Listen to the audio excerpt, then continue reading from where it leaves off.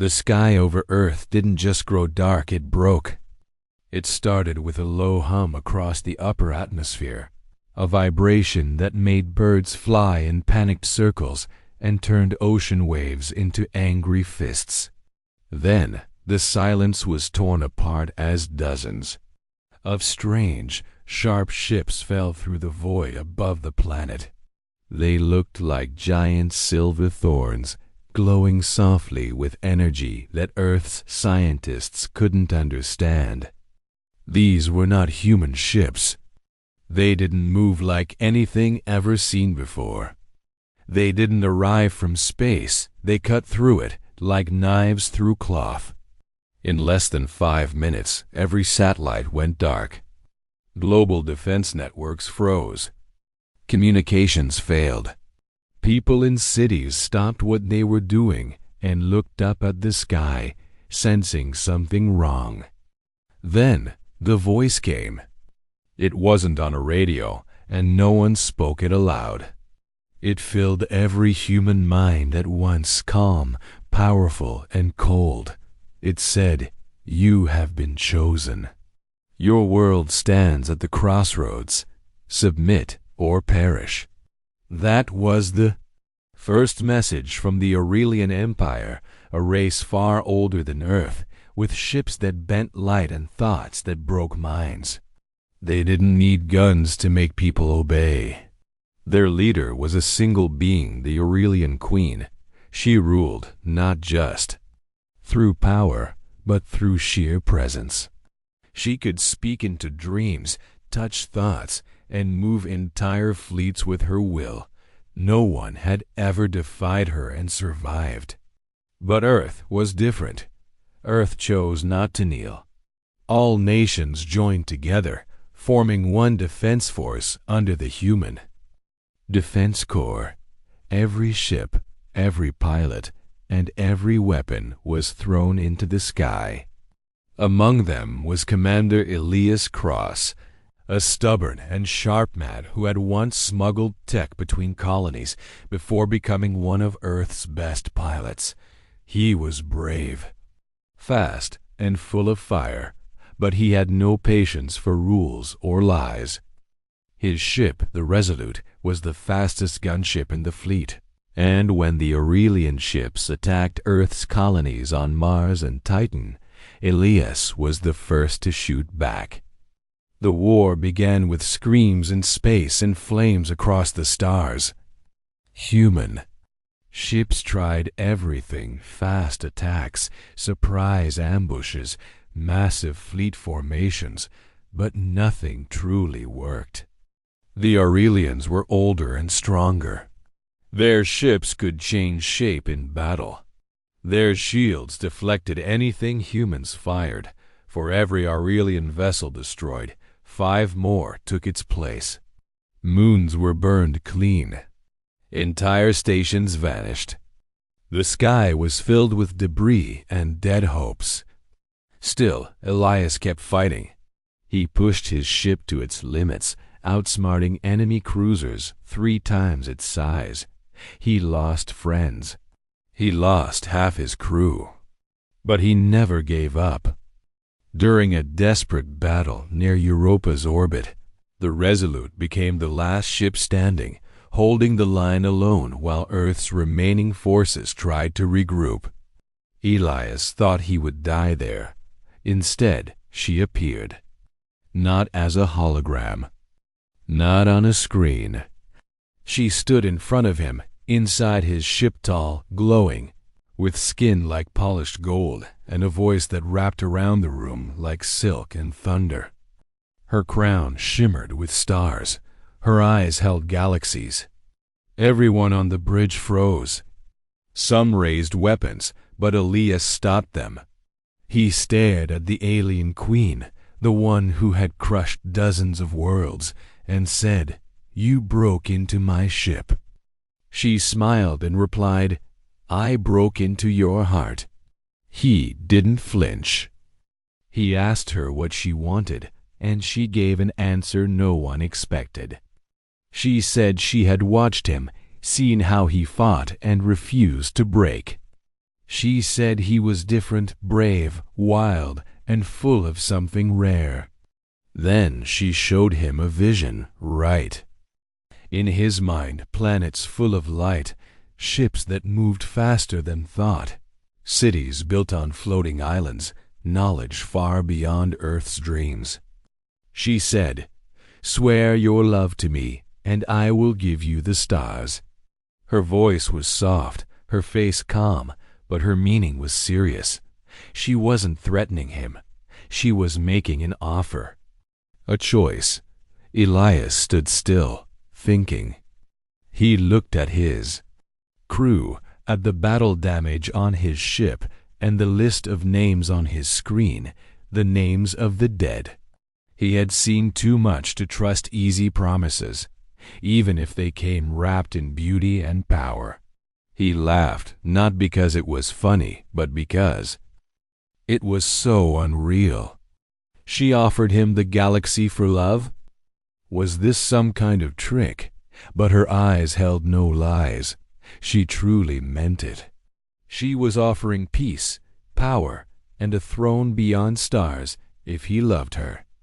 Elias looked at her and said, "Then you'll have to fight for it, just like we do." Her smile changed.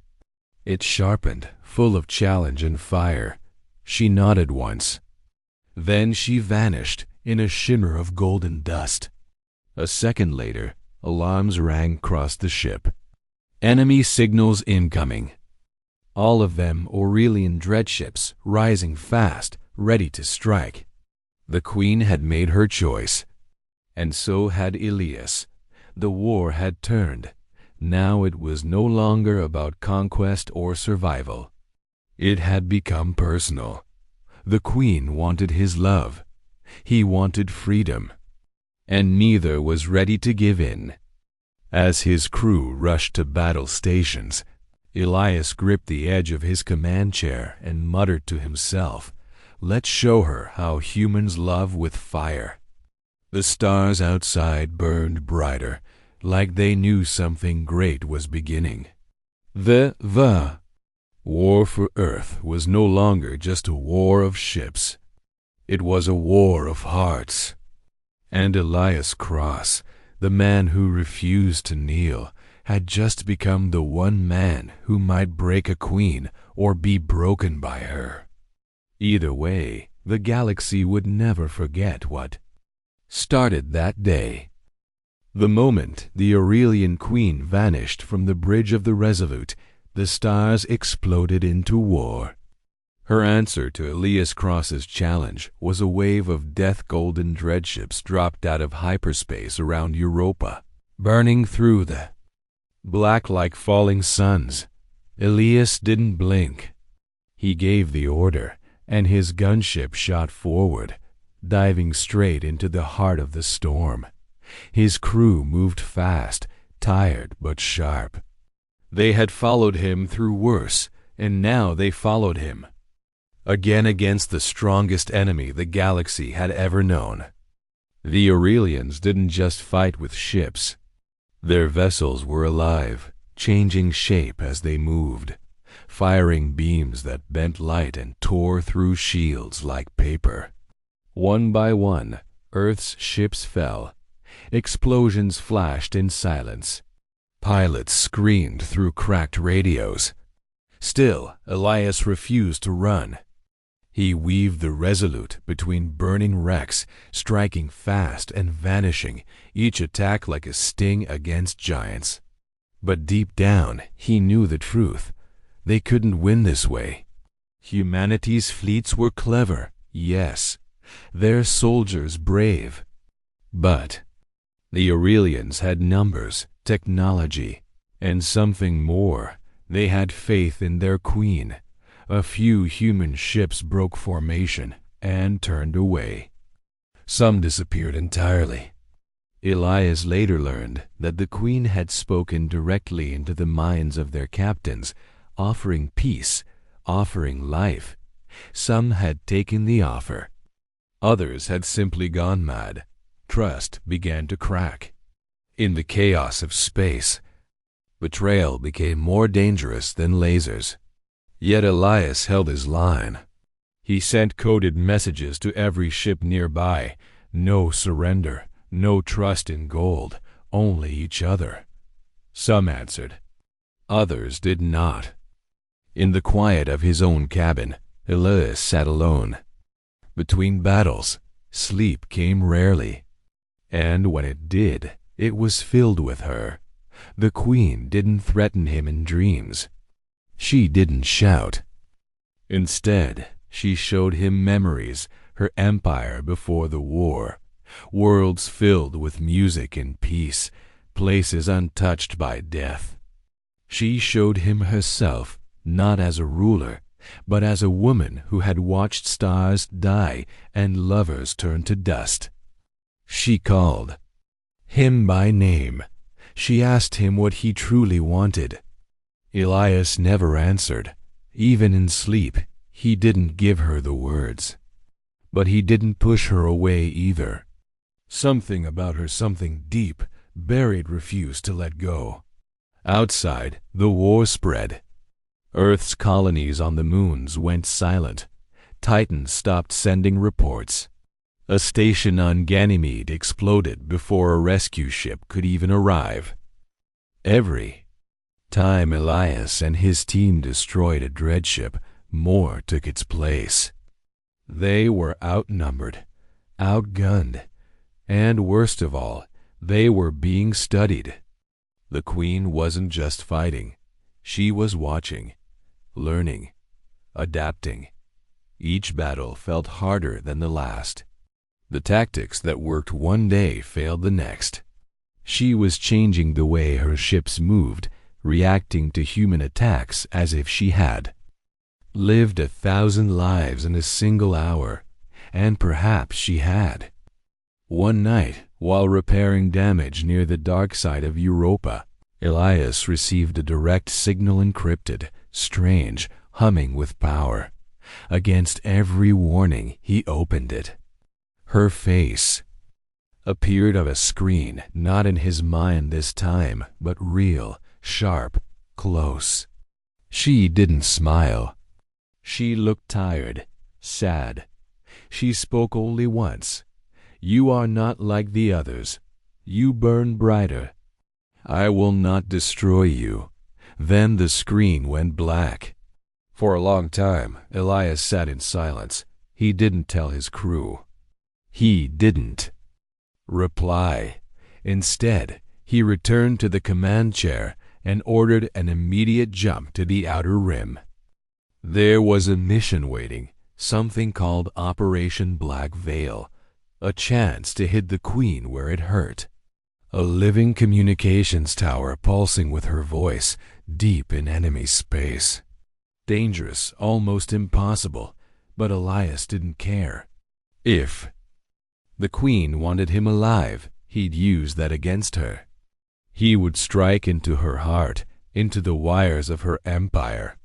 He would show her that love, real love, could never be asked for, it had to be earned. And he would make her feel that truth the only way he knew how, with fire, with courage, with war. The stars around Europa burned low, flickering like candles in wind, and the Resolute, damaged but unbroken, turned toward the dark. Commander Elias Cross led his ship, the Resolute, into enemy space, heading straight toward the heart of the Aurelian Empire for a mission called Operation Black Veil. The goal was clear: destroy one of the Queen's living communication towers, the kind that kept her voice spread across the stars. These towers weren't made of metal alone. They were part machine, part creature, grown with Aurelian technology, pulsing like a heart, and able to carry the Queen's thoughts to every ship in her fleet. If the humans could destroy one, it would hurt her. Maybe not stop her, but it would prove she wasn't untouchable. The Resolute and 2 escort ships slipped through a dark path, avoiding patrols and folding through narrow wormholes hidden behind collapsing moons. The journey was hard. Some crew broke under the pressure. One ship lost control during a space jump and vanished, never arriving at the target. By the time Elias reached the shadowed orbit of the enemy tower, he only had the Resolute and one damaged frigate left. The tower itself floated above a dead gas giant, surrounded by glowing crystal creatures and strange energy rings that twisted gravity. No one had ever seen a place like this. It felt more like a dream or a nightmare. The Queen's voice whispered across the static, soft but steady, saying, "Leave, Elias. You do not belong here." But he kept moving. His crew dropped silently onto the tower in small boarding pods, using stealth suits to slip past sensors. The inside of the tower pulsed with light like veins carrying blood, and it reacted to their presence. Walls shifting, lights changing color, machines screaming. Warnings. Fights broke out. Aurelian guardians appeared, not wearing armor but shaped from living gold, their limbs like swords, their eyes empty. Elias led the charge himself, blasting down enemies, cutting through walls, and pushing toward the central core. The Queen spoke to him every step of the way, not through screens, but through his mind. She said, "This is not how love is earned. You do not have to do this." He answered aloud, gritting his teeth as he fired his weapon again and again. "If you want my love, you don't buy it with power. You prove it with truth." He reached the core room, planted the explosives, and turned just in time to fight off two guardians before they reached the device. The crew was bleeding, exhausted, nearly dead, but they made it out. The tower exploded behind them in a silent flash, pieces of it falling into the gas giant below like burning feathers. That should have been the end, but it wasn't. The moment the tower died, a wave of psychic pain hit the fleet. Every human in orbit screamed. Some dropped to the floor, blood coming from their ears. Others cried, clutching their heads. The Queen had screamed not through sound but through thought. She felt the loss, and it hurt her in a way no one expected. Her voice, always calm and cold before, now broke. Elias heard her in his head, raw and unguarded. She said, "You hurt me, and I still want you."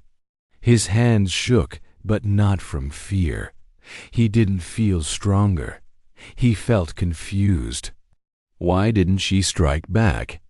Why didn't she kill them where they floated, helpless and open? Her ships appeared in orbit, glowing bright, but they didn't fire. Instead, they hovered like shadows waiting for orders, but none came. Something had changed. Elias looked at the wreckage falling below and the faces of his injured crew. He realized something. Deeper, he hadn't just attacked a machine. He had struck at her mind, her soul. And still, she hadn't killed him. The question burned in his thoughts as the Resolute escaped through a broken wormhole. What kind of queen keeps loving the man who just destroyed a part of her? What kind of enemy holds back a blade after betrayal? The mission was a success. Humanity cheered, but Elias didn't feel like a hero. He felt like something had been torn inside, not just in her, but in himself. Commander Elias Cross became more than a soldier after the destruction of the Queen's Tower. He became a symbol. His name spread across Earth and its remaining colonies like fire. People whispered stories of him surviving where no one else could. Children painted his face on walls in ruined cities. Some even called him the man who could stand against a god. But out in space, the Aurelian Empire changed. Their attacks slowed, Their patterns shifted. It became clear they weren't trying to kill Elias anymore. They were watching him. Every time his ship moved, a small Aurelian fleet would appear. Nearby, tracking but not attacking. They were waiting. Some believed it was a trap. Others thought it was respect. But many began to whisper the truth that the Queen didn't want to defeat him. She wanted him. He had become something else to her. And across both sides of the war, everyone noticed. The Council on Earth was nervous. They feared he had become too close to her. They questioned his orders, doubted his reports, and some even suggested replacing him. But no one else had survived as many battles. No one else had looked into the Queen's eyes and lived. Elias didn't speak of her, but he couldn't stop thinking about her voice, the sorrow she had shown, and the way she had chosen not to. Destroy him. Then came a message that changed everything. The Queen herself sent a challenge, a fleet jewel, old as time, meant to decide the direction of the war. She would lead her own flagship, and Elias would command Earth's last surviving supercarrier fleet. It was madness, but Elias agreed. He didn't do it for power or glory. He did it because he wanted answers. He wanted to understand who she really was and what he really meant to her. The place chosen for the battle was above a dying star known as Elnor's grave, a red giant on the edge of collapse. It was the perfect place for an ending. As the ships arrived, both sides paused. The Queen's flagship looked alive, shaped like a floating sun with wings of fire, massive and silent. Elias stood on the bridge of the Resolute, now joined with Earth's final 3 capital ships. He wore no medals, just his usual uniform, old and torn. He looked calm, but inside, something heavy grew. The battle began like a storm. Lasers lit the darkness. Fighters roared between warships like angry birds. Drones swarmed. Space bent and twisted as gravity bombs exploded. The Queen didn't hide. She led from the front, her ship tearing through one human cruiser in seconds. Elias fought back with speed, surprise, and stubbornness. He moved his ships in ways no one expected, using the star's heat to blind sensors and sending broken satellites crashing into enemy engines. For 5 days they fought. 5 long, burning days. Moons shattered. Engines melted. Screams echoed through empty space. In the end, all ships were gone except 2. The Queen's flagship floated, damaged but whole.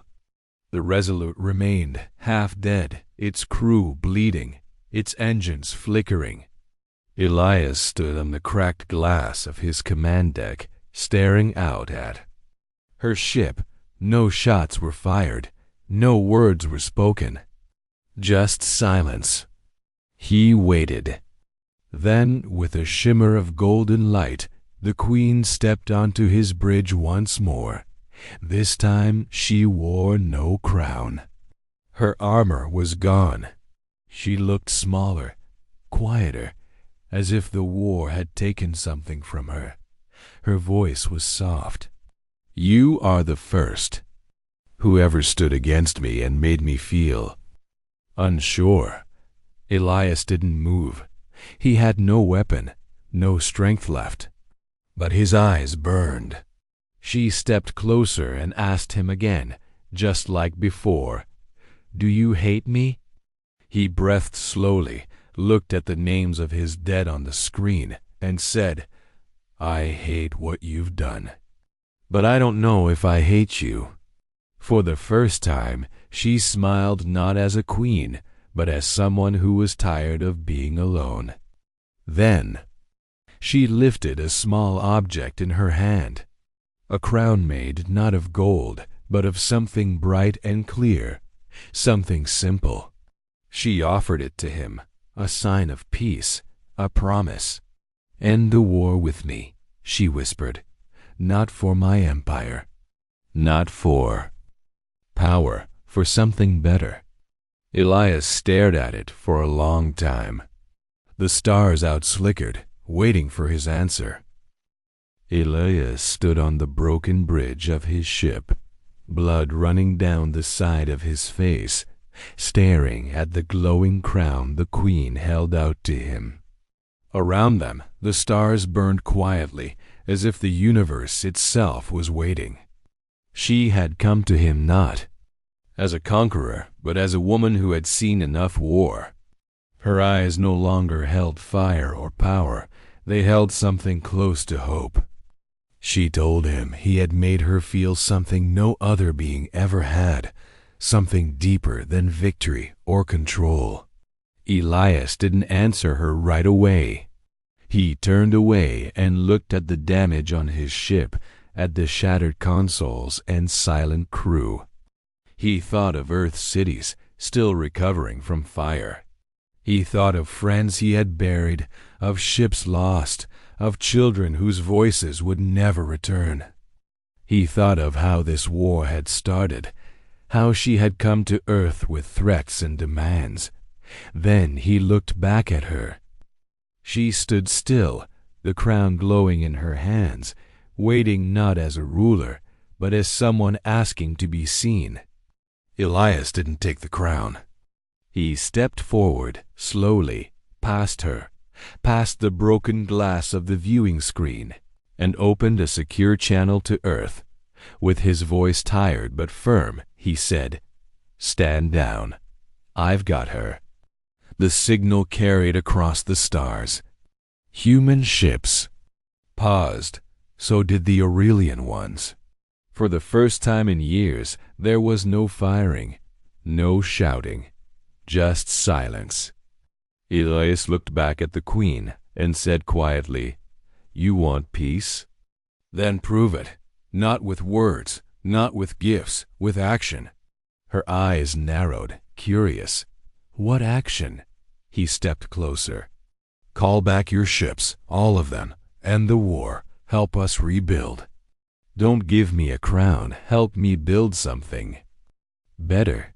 The queen said nothing at first. Then, slowly, she lowered the crown and turned her head toward the stars. Her golden eyes glowed softly, and across 100 systems, the Aurelian fleets began to withdraw. One by one, their ships pulled away from planets, from colonies, from battles they had almost won. No order was shouted, no speech given. But the queen had made her choice, and her empire followed. The war was over, not from surrender, not from fear, but from something far older: trust, risk, and something that might one day become love. The crew of the Resolute watched in stunned silence. Elias collapsed into his chair, exhausted. The queen stood beside him, watching him with a strange look, half pride, half pain. "Why?" she asked softly. "Why give me a chance after everything?" Elias didn't look at her. He just said, "Because maybe you wanted to be more than a queen." The ship drifted quietly as peace began to grow from the ashes. Across the galaxy, soldiers laid down their weapons. Prisoners were freed. Broken cities turned on lights again. And at the center of it all was a human commander and an alien queen who had chosen not to destroy each other, but to walk a different path together. The war had ended, but peace did not come overnight. Across burned colonies and silent cities, people struggled to accept that the Aurelian Empire had stepped back, that the fighting had truly stopped. Many were afraid. Some didn't trust it. Others thought the queen was waiting to strike again. But Elias Cross knew the truth: she had changed. He saw it in her eyes that day on his ship, She had felt something real, something she couldn't command or control. She had felt connection. Elias returned to Earth with the Resolute, half broken but still flying. The Queen followed in her own smaller vessel, not with warships, but with scientists, builders, and healers. She came not as an empress, but as someone who wanted to help rebuild what she had once tried to crush. At first, the people of Earth rejected her. Crowds shouted. Security forces stood ready. But she never raised her voice or hand. She simply stood in silence, letting them see. She had come without power or guards. Slowly, day by day, things began to change. She offered medicine that cured wounds no human tech could. She gave engineers clean energy that could power entire cities for a lifetime. She taught doctors how to heal with light. The people who had hated her began to watch, then listen, and finally to speak. Elias stayed close, helping guide each step. He watched her learn to understand laughter, sorrow, and kindness, things she had never needed in her endless rule. She listened to children talk about stars and listened to mothers speak of hunger and loss. One night, she and Elias walked together through the ruins of a city near the old Atlantic coast. Fires no longer burned there, but the wounds were fresh. As they sat on a broken bench beneath a sky full of stars, she looked at him and said, "You changed me." He didn't answer at first. He just looked up, the stars reflecting in his tired eyes. "No," he said quietly. "You changed yourself. I just gave you a reason." She turned toward him. "Is that reason love?" He looked at her, saw not a queen or a god, but a woman made of stars who had chosen to be human. He said, "I don't know yet, but maybe one day it will be." She didn't ask for more. She only nodded. Over the months that followed, Aurelians and humans worked together to build new cities, new ships, and new hopes. Together, they designed schools that floated in orbit, gardens that bloomed in space, and homes that could travel between stars. Old wounds slowly healed. Though some still carried pain, they no longer carried fear. The Queen no longer sat on a throne. She walked among the people, sometimes alone, sometimes beside Elias. She learned their songs. She helped bury the dead. And she smiled not the smile of a ruler, but the smile of someone who finally understood what it meant to belong. Elias never wore a crown. He never wanted one. But in the eyes of many, he had become more than a hero. He had become the man who had stopped a war not with bullets, but with bravery, honesty, and heart. Together, he and the Queen proved that peace could grow even from fire, that love could rise from ruins. And across the galaxy, the stars no longer watched in silence. They watched in awe. Years passed after the war ended, but the memory of fire and loss never faded. Earth had changed, not just in buildings or technology, but in spirit. It was no longer the frightened world that once faced a queen in the stars. It had become stronger, wiser, more united. Human ships now traveled freely through once dangerous regions of space, and beside them flew sleek golden vessels of the former Aurelian fleet, now allies instead of enemies. The Queen had kept her word. She ruled nothing now, wore no crown, and gave orders to no one. Instead, she spent her days working alongside scientists, teachers, and builders, helping others instead of commanding them. And Elias Cross remained by her side. He never became a leader in any official sense, but people looked to him like he was one. He spoke with calm, moved with purpose, and carried the weight of the past with quiet strength. Wherever he went, he reminded people of what it had taken to earn peace and what it meant to keep it. Still, some people didn't forget the pain. Some still feared the queen. A few tried to stir up anger, saying her change was a lie that she would return to power when Earth grew soft. One group even tried to assassinate her during a peace celebration, but she didn't run. She stood her ground, shielding a child with her own body as the attackers fired. She was wounded, but she lived, and the world saw her not as a queen, but as someone willing to die for others. After that day, the voices of hate grew quiet. Not gone, but smaller. One evening, long after the stars had risen, Elias and the Queen stood on a balcony high above the city of New Horizon, a city both humans and Aurelians had built together. The sky above them sparkled with thousands of ships moving between planets, no longer watched by war. The Queen looked at him, her golden glow softer now, her eyes full of calm. "This galaxy once belonged to me," she said. "Now it belongs to everyone, and it is better this way." Elias nodded slowly. "You gave up everything," he said. "Why?" She turned to him, the wind catching her long silver cloak. "Because you showed me what it means to be loved, not through power, not through fear, but by standing beside someone, not above them." He looked at her then, really looked, not as the woman who had once threatened Earth, but as someone who had been lost for centuries and finally found peace. "And do you still want love?" he asked. She smiled gently. "Not to take it, just to earn it." Elias reached out and took her hand. It was warm, steady. No golden light flared. No strange visions appeared. Just two people standing under the stars, holding hands.